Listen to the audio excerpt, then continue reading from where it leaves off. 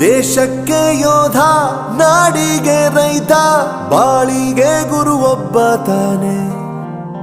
ಅಕ್ಷರ ಕಲಿಸೋ, ಅಜ್ಞಾನ ಅಳಿಸೋ, ಅವನೂನು ಅನ್ನದಾತಾನೆ.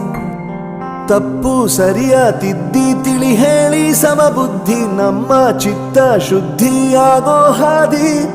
ಎಷ್ಟೇ ದೂರ ಹೋದ್ರೂ ಮರಿಬೇಡ ನಿನ್ನ ಬೇರು, ನಿನ್ನ ಸಾಧನೆಗೆಲ್ಲ ಇದುವೇ ಆದಿ. ಪಾಠಶಾಲಾ